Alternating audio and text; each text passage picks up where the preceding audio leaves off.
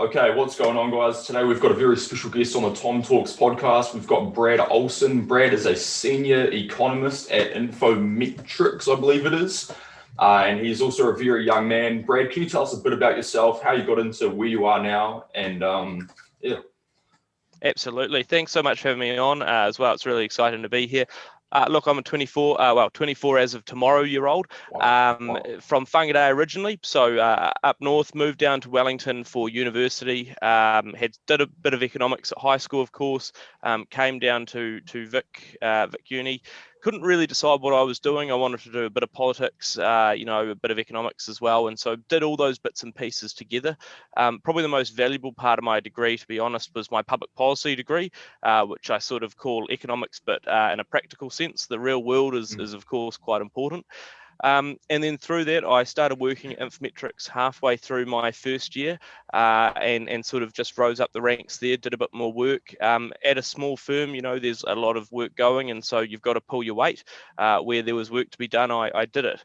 And I guess a lot of that was down to quite a curious nature, but also sort of just taking opportunities as they came by, really wanting to grab stuff and give it a bit of a crack.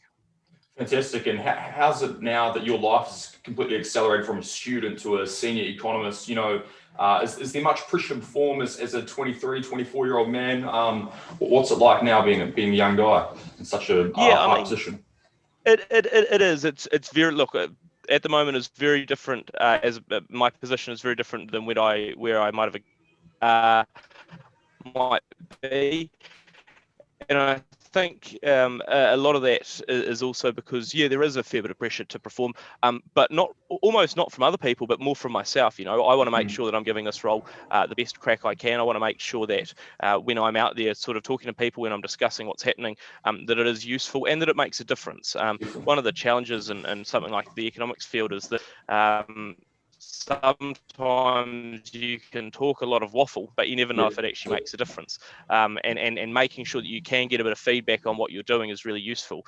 In terms of the pressure and the changes, I mean, it's the sort of thing as well that I thoroughly enjoy it. It's the sort of thing that you do hear that it makes a difference. You hear from Kiwi households that they're now discussing the topic you were on TV last night talking about. They're more informed, they're making a better decision. That's really quite exciting. It also means though that my cell phone has a few more numbers that you definitely don't want to dial at the wrong time, because you'll annoy some slightly more important people than just a few friends from Facebook. Fair enough, man. That's very cool to know. Well, luckily for us, this is an education podcast for myself, for everyone listening. I think most of the people that listen to this are from the age of sort of 16 to 25, so we're all pretty young.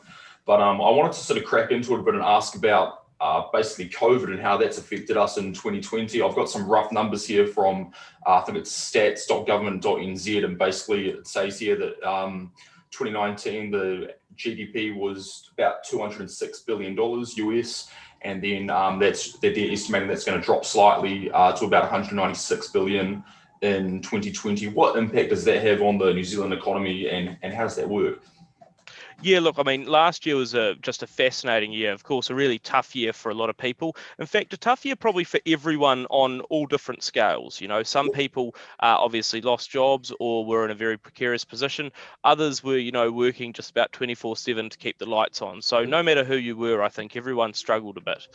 When we look at the numbers, you're absolutely right that we have seen a decline in economic activity and the amount or the value of what we create in the country. What's interesting is sort of how that's moving through. So we had that immediate lockdown, which was a bit what an economist will call a supply-driven shock in a sense, rather than demand-driven. You and I still wanted to buy stuff. There wasn't any reduction in our demand. We just physically couldn't get to the shops. The shops weren't selling. So when we got out of lockdown, we saw quite a large drop in economic activity because we couldn't get out and about. But we then saw a real good resurgence because you and I, again, sitting on our couch, were sort of scrolling through the Briscoe's catalogue, figuring out which couch set to get next. As soon as we got out of lockdown, we spent a lot more. So we have seen things come back relatively well. But looking at the sectors is where you start to see some real pain. The tourism sector, for example, still really hard hit. Accommodation and food services, the hotel sector, hospo, those guys are really doing it tough. But I think that the key thing that I want to focus on a lot more is sort of how people have responded, because it has come through as a very hard hit to some groups. Latest numbers out from Stats NZ for, I think, the month of November 2020 highlighted that job numbers in the New Zealand economy were down, showed an annual decline for the first time in a decade. And that highlights again just that we're starting to see that tourism creep through. But what is important is that, look, the economy's in an all right shape. And if you go out there today and you talk to people generally speaking say, look, things could be a lot worse. And that's true. But we still have 65 odd thousand Kiwis who have gone on to job seeker benefits since the start of this pandemic. And we also know that particularly Māori, women and young people have been hardest hit. So the general economy has regained a lot more momentum after sort of, a bit of a gut punch, but there's still quite a few groups who are doing it quite tough at the moment. Yep, definitely. And what are your predictions sort of 2021 in the tourism sector? Obviously, borders are still closed. I think it was about 3.8 million tourists sort of come in every year. What sort of impact is that going to have, them not probably coming in this year for a wee while? How does that play out in the tourism industry? Yeah, it'll be huge. And what we're seeing at the moment is, of course, in summer, Kiwis get out and about, and we see a lot of people who obviously, are spending a bit of money across the country, but it's just simply not enough. I think that we're expecting a gap of sort of between $7 and $9 billion, perhaps, in terms of what Kiwis might spend and what the international tourists might normally bring in. And you're right. I mean, that's nearly 4 million people that we don't have coming over the borders. That's enormous. And I think the struggle for this year is that it is going to be a bit of a roller coaster. We're still seeing activity that's holding up better than we might have expected, but those borders don't look like they're opening anytime soon. And so those tourism operators will be struggling for a while yet. And I think what that also means is sort of, where do we go from here? Because tourism was 5% of the economy. Now, that's not a huge amount, but it's also certainly not an insignificant amount in terms of activity. And I think what we also sort of probably should keep in mind is that even if we threw the borders open tomorrow, or when we eventually do, hopefully at the end of this year, start of next year, we don't get those 3.8 million people rushing back in just as usual. The global economy's taken a pretty big hit. They're stumbling a bit. And also we've seen a lot of direct flights to New Zealand cancelled.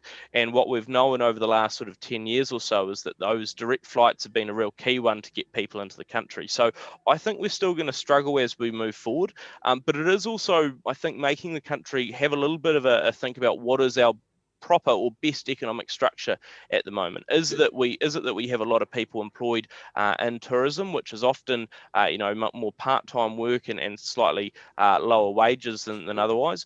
Or do we have, a bit more of a focus on digital technology and some of those areas where we continue to make money from overseas, but you don't have to it's not as resource intensive. You don't have to, burn fuel to bring people over on planes, and similarly, you can exchange software and bits and pieces. So I think there is a conversation now happening over how do we want to reposition the economy, because we have come through this quite well, and we've sort of got to embrace that advantage to make sure that it continues rather than just sort of fizzles out. Yeah. Well, you've just made a really good point there about the jobs that often the tourism industry can provide. Let's say hospitality, being a waiter or a waitress, working in a kitchen, doing dishes for things like those jobs compared to a tech job or whatever don't pay as much, etc. So I think that's a really good point you've made there. Like you mentioned, they're more part-time jobs or summer basis. Students like myself will go off and work from November to February sort of thing. So I think that's a fantastic point there, actually. In terms of the tough thing, though, for someone like you and others probably on the podcast, though, is that a lot of those jobs are perfect for students as they sort of during the summer holidays to make a bit of cash. And I think one of the things that I've really struggled with is talking to people over summer or as we headed into summer this year who sort of said, well, I'm not quite sure what I'm going to do. There's not as much work going. In some areas, the likes of people getting into supermarkets, there's still a fair bit because Kiwis are still spending there. But you do worry about how that changes, particularly that sort of student market or that very short-term work market, because not everyone can work a full-time job. And I think that's what we're seeing as well, is that in past economic hits, certainly the GFC, for example, you had the likes of, when the GFC hit, you immediately had workers that they just lost their jobs outright. You sort of had a job or you didn't. Whereas now what we're seeing is that employers have said, actually, we want to keep workers on, but we can't keep them on full time. So maybe we'll push them back to part time. We'll cut some workers. We might reduce some pay. So how that's going to affect actual individuals and households is going to be quite a big challenge, I think, in terms of how we actually support people through this. Definitely. Now, what role does sort of government play in the economic recovery? Obviously, it's very vital, but there's a lot of talk around, does government need to intervene? Does government need to step back and just let it flow on? Like, what do you see from an economic standpoint there? Yeah, absolutely. Look, I mean, the government has the checkbook, right? And that's probably the big one at the moment. They've got the cash to be able to spend. What happens in a classic economic crisis, just like we're seeing at the moment, in a sense, is that the private sector, your general businesses, they're not too keen to invest all that much. They're just wary. They don't know if there's actually going to be enough work to go around. So it doesn't make sense for them to invest too heavily if in 6 months' time, they've bought a big new machine and now they've got no work to be done. So the government comes out with its checkbook at that point. What I think is important is that we're running up a huge amount of debt. Now, that's important and the best time to do it, because we have to keep the engine going. It's sort of, the private sector's taken its foot off the accelerator, the government's jumped in the driving seat, it's got to sort of crack back on. The challenge is we've got to get that spending right. Just frivolously spending billions of dollars to try and prop up activity for 6 months or so doesn't actually position us well. So we want to have those sort of what we're thinking of as good investments.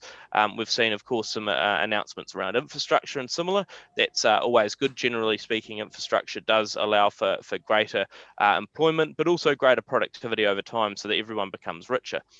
What we're also seeing, though, and I think we need to see more of, is how government can try and help businesses hire workers. Because like we said, we've got people out of work. We want to try and get them back into a job. Now, a lot of that sort of comes down to, how do we ensure that if I'm a businessman and I'm looking at my costs, that I say, yes, it's worthwhile for me to pay $50,000 a year to bring on a new worker. And so from a government point of view, there's some money that they could spend, possibly to subsidise some jobs or similar, but also to make sure that those regulations are in the right place, so that it's not a pain to hire a new person. It's simple and easy. What I think we are struggling with at the moment, though, or one of the things we have to keep in mind, is that although the government's got the checkbook and it can do a lot of the work, how do we make sure that they don't pick too many winners, in the sense that there is always the fear when the government has the checkbook that it sort of backs one horse and leaves the rest of the economy to sort of just go by the wayside. So, that's always an existing issue. And I think at the moment the government is playing it pretty fair in terms of making sure there are opportunities for lots of businesses. At the same time, we have seen one of the areas we probably would like to have a bit more clarity on is when we bring in overseas workers.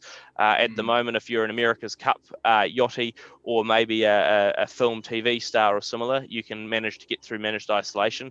But if you're a vet, if you're a doctor, if you're a builder, you very much seem to be at the back of the queue. So some challenges there around the right industries getting the right sort of labour, but absolutely the government's got to come to the party. I think this year, though, the New Zealand government's going to come under increasing pressure, and it already has, around the housing market, because we've seen that people are, doing it tough. We've got some people out of work, but the housing market's up, 18% year on year in Auckland. I think, 17% across the entire country. I mean, they're just astronomical numbers. So that's going to be a big challenge for them.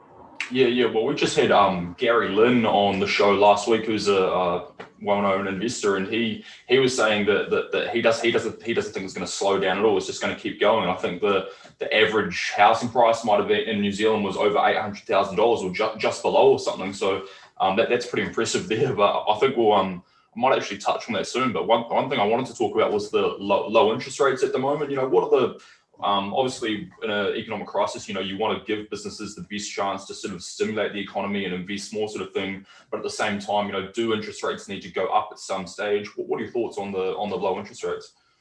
Yeah, it's a tough one, and I think that's because of how interest rates sort of change different people's decision making. So, the immediate effect of lower interest rates is often that you do stimulate the housing market, because that's sort of short term thinking, and also where people are already going, yeah, I probably want a house. Now I definitely want a house because interest rates are low. What we're trying to do there, or what the Reserve Bank is trying to do with those lower interest rates, is make sure that on one hand, investment is cheap, so there's no barrier to you investing, but also, and this is a deliberate one, is to make sure that you don't save as much, because you want to be spending to sort of keep that economy churning round. Mm. Now, if we look at investment, if you're a business, you don't go, oh, okay, interest rates are suddenly cheaper, and then go out tomorrow and buy $1 million manufacturing machine or something. It's not quite that quick. And so I think one of the challenges that we're probably going to have in terms of having this conversation around low interest rates is that they need to remain low for a period, because it's probably going to take a year or so before businesses go, yep, let's push Definitely, go on definitely. investment. Um, and also, it's sort of a signaling to the market to say, look, low interest rates will persist for a while, so don't you worry. Things are going to hold for the next wee while. It's all fine and dandy. Don't be worried about them going up, because the minute you do have them going up, I think people are quite fearful of, oh, this Mm. is a tightening, this is restrictions, this is going to be harder Yep. to lend. At the moment, if interest rates went up, 50 by 50 basis points, 0.5%, I mean, not a lot of people are going to notice it compared Yep. to where they were a year ago. Rates are still low, but we do sort of have that fearful factor. So I think we are going to see them persist at a lower level for a while. The challenge, I think, becomes also when we do start to get that economic momentum going, are we able to raise interest rates without sort of slowing back the economy? Because Yeah. Yeah. during the GFC, we cut rates by, I think, 650 basis points, 6.5%. I mean, it was a huge amount, and we never got them any further back up, really. They Yep. didn't really go up, even though we had growth from 2012 onwards. So we do operate in this low interest environment. You do wonder if they go up, but more importantly, you wonder that when they go up, what does that do to the debt pile we have as a country? If you're in housing, and I know we keep coming back to housing just because it's Yeah. such a hot topic, Yeah. Yeah. but you do sort of wonder for a household, are they going to be worried that if they can meet their repayments once interest rates go up a touch? And if so, how does that sort of affect decision making in Mm. terms of, do we have people that invest? Do we have some people that restrain themselves? Or do we have some people that in 5 years' time, who are looking fine now, are in a much more precarious position? So I think not right now, we won't see interest rates rise anytime soon, would be Yep. my Yep. expectation. But as we go into the future, I think we're going to have to see some sort of interest rates rise. The caveat being that we would have said that after the GFC too, but we never really Yeah. saw Yep. rates return to normal. Yep. Now, in terms of if the interest rates do go up sort of eventually in a year or two's time, whatever it be, do you think that people will have, there will be families out there that will struggle to sort of pay off those mortgages? And what do you see there if the interest rates do go up? What would be some possible outcomes there? Yeah, I think we could see some people that have taken on a bit too much water, and they do really struggle to stay afloat. Just because at the moment you talk around the place, you talk to mortgage brokers and similar, and they do say that people are they're going all out to get into the housing market. There is so much heat, there's so much FOMO going around, that people are trying their darndest to get into housing, and that does mean that people are sort of leveraged to the hilt. Now, if they're leveraged to the hilt at the lower interest rates, that's fine. But again, when they sort of Yeah. start to go up, can they make those repayments? Do their jobs continue to persist? If they lose their job, or if they have to take a pay cut or similar, Yep. that obviously becomes quite a struggle. So I think we're going to see some people who are in a tougher place. Generally speaking, I don't think we'll see interest rates go up all that fast. So people will sort of have a bit of time to adjust and take some steps if need be. They might sell their house and downsize a touch if they need to, or move to a different area if Yep. they're in a real struggle spot. But I think that, yeah, we will see some people that are in a bit more of a vulnerable position as those house prices continue to rise, but also as interest rates possibly shift around. The challenge as well is that, again, I don't think it'll be nearly as bad as we might fear, only in the sense that the banks have, and this is always a good lead indicator, the banks have shifted down what their sort of highest interest rate test is. When you go to the bank and ask for a mortgage, they make sure that you'll not only be able to repay it today, but into the future. Right. And a lot of those stress tests do indicate that interest rates are likely to remain lower for a while. And I think that's because there's been a bias right over the last year to come down, because you want to stimulate investment, you want to get things cracking. There'll be a much more restrained rise whenever it comes through, just because policymakers won't want to jump the gun. They won't want to pump too much of the brakes. They want to sort of let things naturally slow down. Yep, definitely. Now that's a really good point. You made there as well about if those interest rates do go up and then employers can't afford to pay back a new cabana that they've got for their outside deck on the restaurant, and then they have to cut a worker, and then that worker loses the ability to pay off their mortgage or whatever, then it sort of gets that flow-on effect there. So that's a great point you make there. I wanted to ask about sort of QE and possible inflation. Do you see inflation being a problem in the supermarket in the future? I think it says until 2024, we're going to print about $210 billion. I don't know if that's right or not, but there is going Sounds to be about right. printing happening. Will inflation take place? And if so, do you think it'll be bad just a little bit? What do you see happening there? Yeah, there's a few interesting points there. I mean, the first one is that at the moment, our QE program is somewhat limited by our slightly better economic prospects. So that is we've already seen the Reserve Bank reduce the amount of money that it's printing each week, sort of thing, which is reassuring on one hand, because if we don't need to print all that much, because we don't need to finance that much government debt, then that's sort of a positive, because we haven't had to draw down on so much in the first place. At the same time, it reduces just how much that QE program can support the market, just because it's smaller than we thought. So I think we will continue to see that going. We might see the Reserve Bank say extend it out for another year and say that, look, we can buy this stuff for a longer period.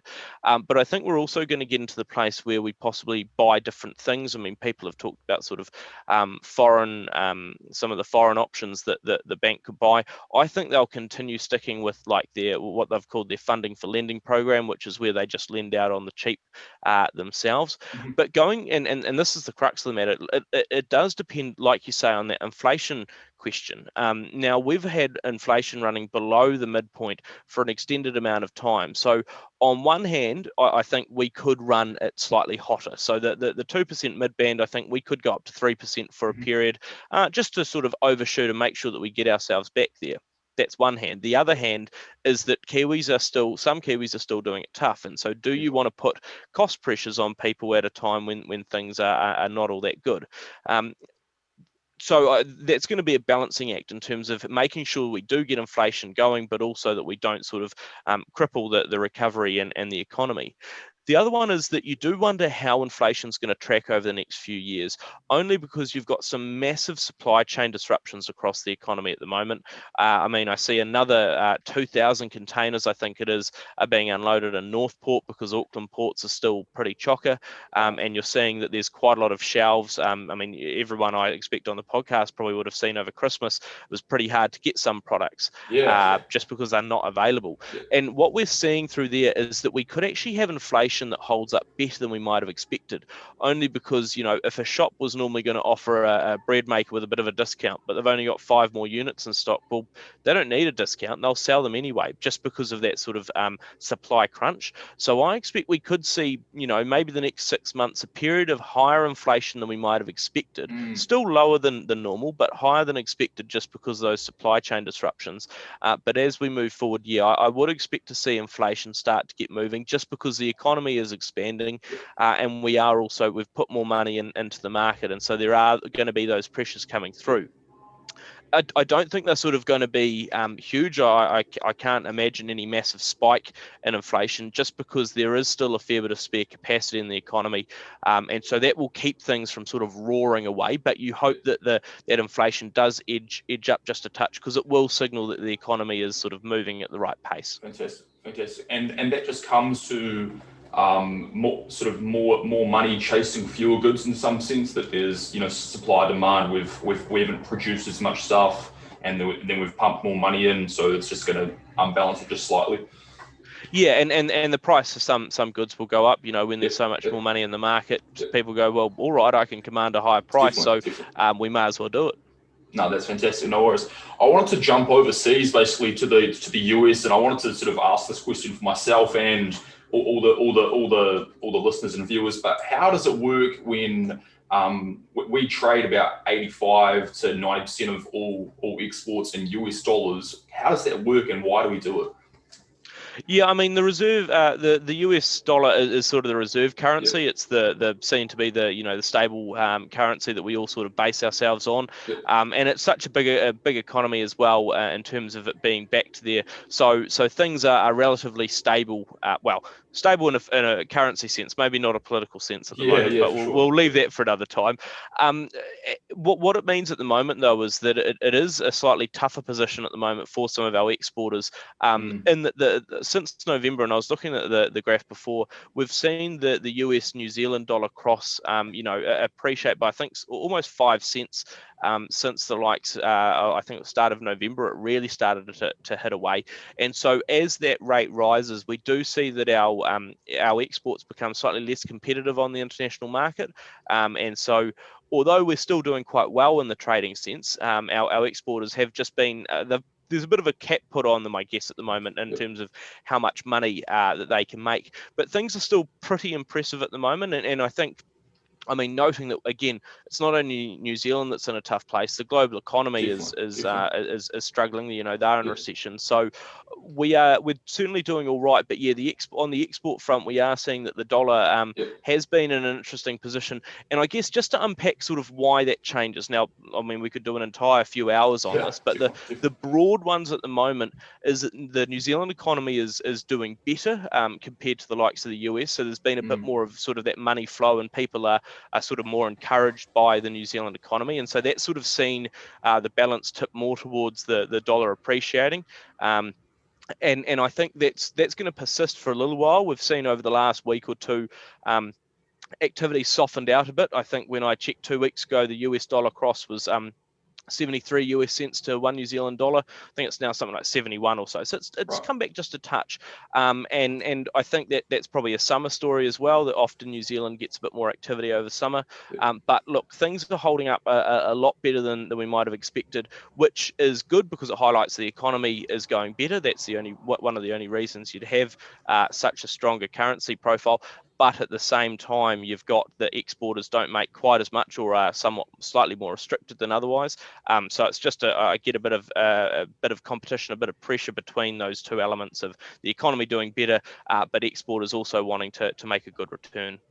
Fantastic. No, that's cool. Really, really good to know there. And there's been a lot of talk. I follow a podcast called the Rich Dad Radio Show, which is Robert Kiyosaki's show, and he's been sort of talking about the possibility of other countries wanting to get off the US dollar because they're printing so much of it. Is that a likelihood, or is it not really going to happen? What do you see there? I don't know. Probably a fair bit of talk there. I don't know if I'd ever Yeah, see yeah, anyone sort of push the button yeah. That's what I thought. in a Yeah, sense. Also, just because it'd be a bit of a practical nightmare. At the yeah, moment, as much as it's a struggle, it just sort of all works. yeah. The currency exchange is pretty well set up. So I think anyone shifting around uh, would have to look quite seriously at sort of what the backing for that currency Yes, was, what the manipulation that was. And I think that one of the challenges there is that although the US is printing a huge amount of money, there are still good controls on it, and in terms of they've got strong institutions in terms of the Federal Reserve. Putting yeah, aside, Donald Trump and the yeah. US sort of politics of it, the actual financial system, the monetary system is seemingly quite stable at the moment. I Fantastic. think Yeah, that is quite important. I can't see anyone changing too much, just because it would sort of be, you'd have to weigh up, well, is it actually worth all the hassle yeah, to yeah, change? And I think for a lot of people at the moment, that's the last thing on their yeah, mind. yeah. But look, currency traders are always looking for new opportunities as well. But I couldn't imagine that anytime soon. Yes, yes. No, that's good to know. I was just wondering. I thought it was more sort of talk, but like you say, in a very practical sense, that's probably the last thing on people's minds right now when there's everything else going on in the global financial crisis. So that's a very good point. My last thing I just sort of get your opinion on is at the moment, gold, silver, and a lot of cryptocurrencies are doing really well. There's a lot of interest there. Can you explain to myself and everyone else why that is? Yeah, I think a fair bit of it, particularly for silver and gold, is sort of that safety element. Mm, We often see that when people are a bit scared, they flock to things that will retain their value. A piece of gold, there's only a finite amount of it, and everyone knows about it. You and I know what a bit of gold looks like, and we know the value of it. Well, in the sense that we know it's valuable, and we know that we can always exchange it for a pretty sort of solid store. Whereas if an economy breaks tomorrow, which it won't, but if it did, gold is still gold, and people still respect gold and want to buy it. So I think we often see precious metals that sort of do quite well during times of crisis because people want that. It used to be because you could physically hold it in your hand, and that was quite a valuable thing for an investor. Now, of course, I've never seen a gold delivery in New Zealand, but it is that sort of thing. The cryptos are slightly more interesting in the sense that they're similar in that there's a finite amount, still being mined and similar. And I think people are also looking at new opportunities because of this low interest rate environment. There's not as many places to make money, and so I think people are sort of looking for those other opportunities. Yes. Those who get on the sort of some of the cryptocurrency bandwagons early, seemingly in a better position. But I also hear quite a few stories now of people who got into it early, forgot their passwords, sitting on a fortune that they'll never be able to unlock. The interesting thing there is I do wonder how much of it is quite speculative, and you say that because Bitcoin, rose massively, but also dropped its guts. I think something like 10K the other day. So quite volatile, and I think it depends. If you're obviously an investor who's always looking into the markets and similar, you'll probably understand that a bit better. Joe Blog average, myself and similar are probably not going to be paying quite as much attention to cryptos, and so I think it's important to keep an eye on that. And I just note as well, I think one of the New Zealand financial institutions, it might have been the Financial Markets Authority, sort of just said, look, keep your wits about you when you do this stuff, because it is a pretty new area and not a huge amount of people understand it.